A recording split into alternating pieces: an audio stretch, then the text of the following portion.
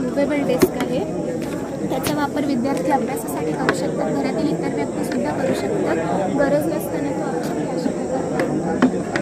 इथे bottle holder आहे. तिथे आपण बॉटल ठेवू शकतो जेणेकरून वृद्धांना पाणी पिण्यासाठी उठण्याची गरज पडणार नाही. ते पॉवर बँक मोबाईल स्टँड आहे. म्हणजे इमर्जन्सी इलेक्ट्रिसिटी आहे. खाली ड्रॉवर आहे. ते दोन्ही साईडला आहे. म्हणजे जे वृद्ध व्यक्ती असतात त्यांना बऱ्याच वेळा घरातल्या व्यक्तींना आवाज देणं शक्य होत नाही, तर ते बेल प्रेस करून ते साऊंड बॉक्स आहे त्याचा, तर ते ऑन करू शकतात. इथे ॲक्युप्रेशर स्टिक आहे हँड मसाज करण्यासाठी. आणि हे जर आपण ओपन केले तर फूट मसाज त्यावर आपण व्यायाम ओपन नाही करू शकत का? नाही करते नाही. त्याचं इथलं एक छान, म्हणजे मल्टीपर्पज चेअर तुझी.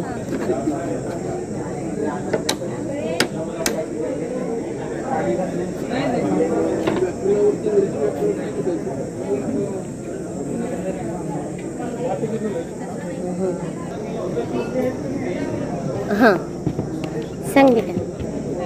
हे ऑटोमॅटिक गॅस. हा फार्मर कोट आहे. हा फार्मर कोटने आपण कमी वेळेत जास्त काम करू शकतो. म्हणजे कसं की आपण शेतामध्ये जातो तेव्हा आपल्याला जास्त ओझं उचलायची गरज पडते. जसे की आपल्याला फर्टिलायझर स्प्रे करायचे असले शेतामध्ये तर आपण खांद्यावर कोणी घेऊन जातो. त्यापेक्षा यामध्येच आपण ठेवू शकतो. इथे मागं पण ठेवू शकतो, पुढं पण ठेवू शकतो, आपल्याला पाहिजे तसं. आणि यामध्ये आपण वेगवेगळे साहित्य ठेवू शकतो. मी अनेक प्रकारचे पॉकेट केले आहेत. त्यामध्ये या प्रकारचे सर्व प्रकारचे साहित्य ठेवून दाखव ना मला पटापट.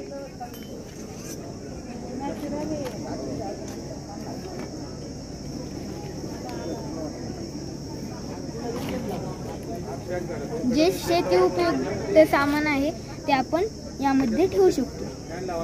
आणि जर आपल्याला वाटलं की आपल्याला शेतामधून ते गवत न्यायचं आहे घरी, थोडंफार शेतामध्ये कुठं आलं असलं गवत वगैरे काय, तर आपण ते गवत निंदणी करून घेतो. कापून नेऊ शकतो व यामध्ये टाकून देखील नेऊ शकतो. ते पॉकेट त्याच्यासाठी. किंवा आपल्याला जर ते करायचं असेल म्हणजे असं बी आपल्याला शेतामध्ये कशाची लावायची असते तर आपण असे डोबायचे असतील तर आपण एक बी खाली टाकून न वागता आपण या काठीच्या मदतीने खाली दाबू शकतो. आणि हा बघा, हा कोट मी ज्यूटच्या कापडाचा बनवलेला आहे. ज्यूटचा कापड हे सबनमध्ये जास्त वापरतात कारण की ते जास्त त्याचे इफेक्ट आहेत की आपल्या बॉडीला ते कूल ठेवतं. आणि यामध्ये मी हरळचा वापर पण केलेला आहे. या हरळ आपल्या छातीवरती जेव्हा आपण ठेवतो तेव्हा आपले ब्लड प्रेशर मेंटेन राहतं. जर आपण उन्हामध्ये फिरत राहिलो तर शेतकऱ्यांचे ब्लड प्रेशर वाढते. आपण वाळवा म्हणतो तो का रे? वाळवा दुर्वा ग्रास जो आपण गणपतीला ठेवतो तो. दुर्वाचं ते टाकले आहे. जर आपण उन्हामध्ये गेलो तर आपलं ब्लड प्रेशर हाय तरी होईल नाहीतर लो तरी होईल. त्यामुळे हे मेंटेन राहण्यासाठी आपण इथे ते करू शकतो. छातीवरती ठेवू शकतो किंवा पाठीवरती देखील ठेवू शकतो. फिर ना तू मागे. म्हणजे शिवणच घेतलंय तसं तू. आणि यामध्ये आणि याचे दुर्वाग्रासचे पण तेच फायदे आहेत जे आपल्या शरीराला कूल ठेवते. म्हणून तर आपण गणपतीला वाहतो ते. बरोबर. किंवा आपल्याला ऊन लागू नये म्हणून हे आपण कॅप देखील वापरू शकतो. छान. किंवा शेतकऱ्यांकडे पैसे नसले तर आपण हा कोट देखील वापरू शकतो. हा 0 रुपये म्हणजे 0 रुपयात बनलेला कोट आहे. घरात पोतडी असतेच आपली. पण मग हिच्याने गरम होईल ना रे बाळा. हा 0 रुपये. यामध्ये आपण मॉडिफिकेशन केलंय ना, यामध्ये आपण संपूर्ण म्हणजे रेनकोट सारखा आहे. आपण पावसाळ्यात उपयोग केला तरी चालेल. Very good. आणि हा समर मध्ये. Very good. छान. हा लहान मुलांपासून वृद्धांपर्यंत सगळे वापरू शकतो. Magnetic button changing for bikes आहे. म्हणजे जे आपण गाडीचे जे गिअर असतात ना ते पायाने जे टाकतो ना त्याच्याऐवजी बटनच्या द्वारे शिफ्ट करायचे. म्हणजे जे अपंग व्यक्ती आहे ज्यांच्या पायामध्ये समस्या आहे त्यांना तर काय पायाने गिअर टाकता नाही येणार, म्हणून हे फॅब्रिकेशनचा उपयोग आहे. त्यांनी पायाने न टाकता फक्त बटनच्या साह्याने गिअर टाकायचे आहे. मग गेअर हा फर्स्ट आणि सेकंड एवढाच पडू शकतो का? मग आता इथे गिअर बसवलेले नाही. जेव्हा आपण गिअर टाकू त्याला पहिला, दुसरा, तिसरा, चौथा अशा प्रकारे पहिले 4 पडते, परत कमी करायचे म्हणजे चौथा, तिसरा, दुसरा, पहिला असे टाकता येतील गिअर बसवल्यावर. किंवा आपण ऑटो गिअरही वापरू शकतो ना बेटा? नाही, मोटरसायकल मध्ये ऑटो. हा मोटरसायकल का? हा बरोबर. 4 व्हीलर साठी नाही, 2 व्हीलर साठी. छान. बस याचं मेकॅनिझम काय बेटा? हे याच्यात काय काय वापरलंय तू? हे इलेक्ट्रोड वापरलं. इलेक्ट्रोड. आणि मध्ये काही सर्किट वगैरे बसवलंय? नाही का?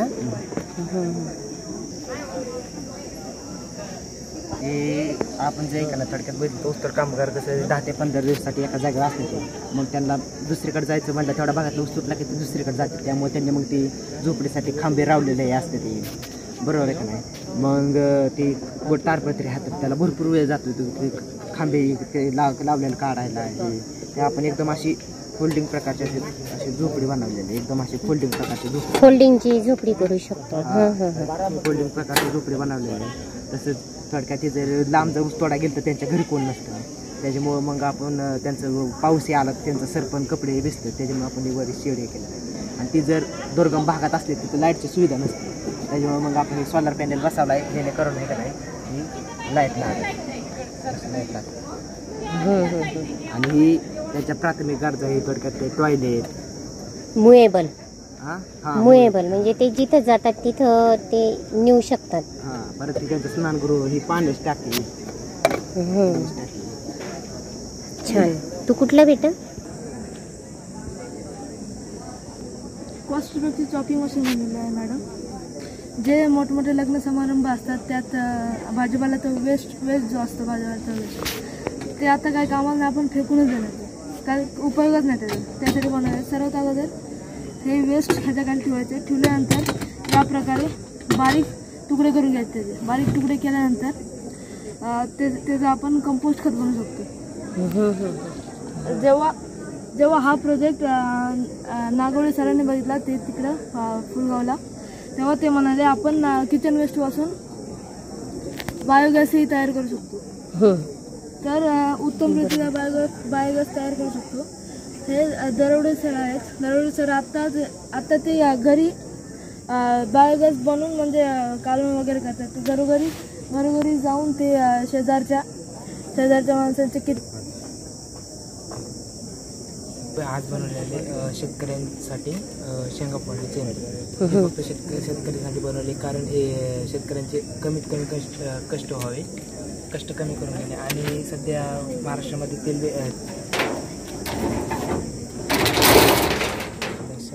शेंगा फक्त म्हणजे मध्ये मेकॅनिझम काय, सलाईनचं चक्र बनवलं आहे तू आणि जाळी ठेवलेली, दोनच्यामध्ये शेंगा आली की क्रॅक होतं. आणि मग त्याच्याने अशा खापा नाही होत का बेटा? ते डेव्हलपिंग ट्रॅक्टर आहे. याचा यूज आपण शेतीमध्ये पेरणीसाठी, खुरपणीसाठी करू शकतो. नंतर याचं वर्किंग हे मॅन्युअल पॉवरवरती चालतं. फॉर एक्झाम्पल जर आपल्याला पेरणी करायची असेल तर हे बियाणे हे सेट करायचे ॲज पर द म्हणजे बियाण्याच्या साईजवरती हे सेट करायचं. त्यानंतर यामध्ये मॅन्युअल पॉवरने जेव्हा आपण याला फिरवतो त्यावेळी हे चाकी फिरतात, चेन फिरते आणि त्यानंतर चाकी व्हील्स फिरतात. जेव्हा बियाणे ते गुंततात तेव्हा ते याच्यावर पडतात आणि खाली रोवले जातात मातीत. याच्या मदतीने त्याच्यावर माती ढकलली जाते. आणि त्यानंतर म्हणजे प्रश्न असा पडतो की एवढं आजच्या विज्ञान युगात ट्रॅक्टरसारख्या आधुनिक यंत्राचा शोध लागला असताना शेतकऱ्यांनी मी डिझाईन केलेली मशीन का वापरावी?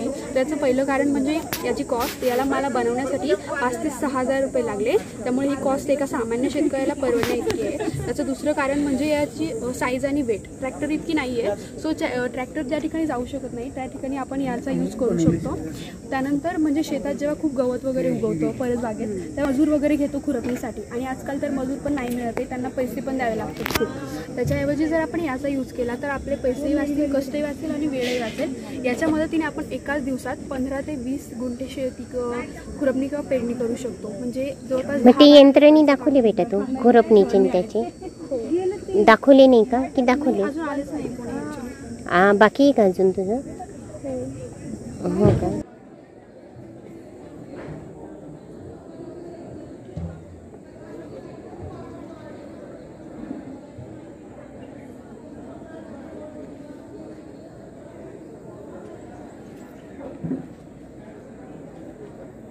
भागात आदिवासी लोक असतात त्यांच्यासाठी सायकल ॲम्ब्युलन्स तयार केली आहे.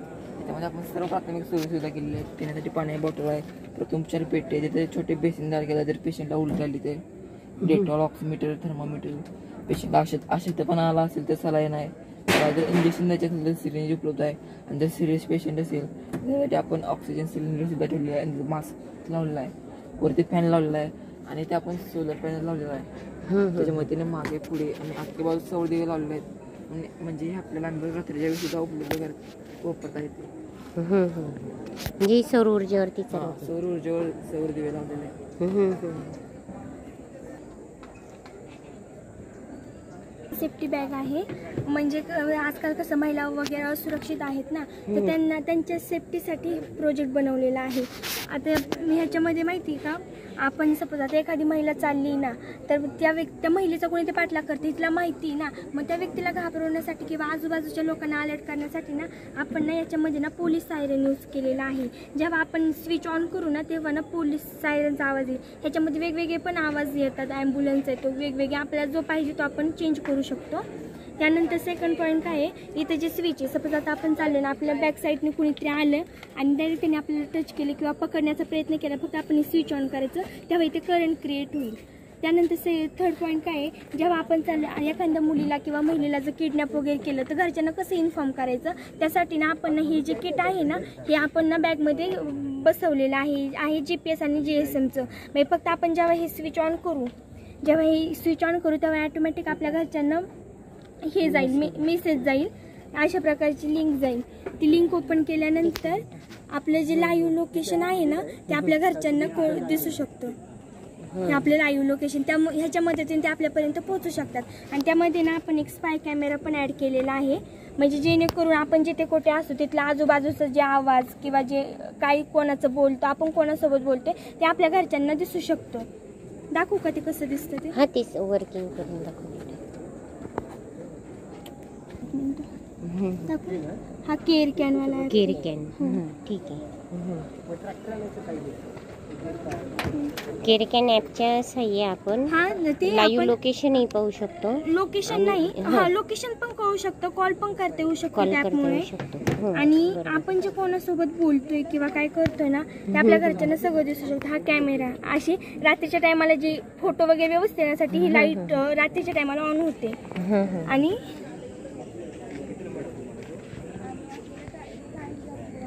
हे एक वायफाय चालू, त्याच्यानंतर म्हणजे रेंज पाहिजेलच आपल्याला.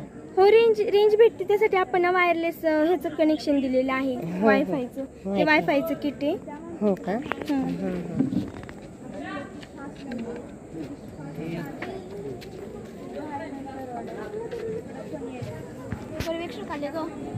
येऊ दे, नाही येऊ दे. कुठे? हा, तिकडे राहू दे ना, आपल्याला तिथं मला आलं. हे बघा, आता ना आपला आवाज पण येतो. आता हे बॅग आहे, जसं जसं डायरेक्शनला जाईल ना तसं दिसते. हो ग, हो उभा राहा.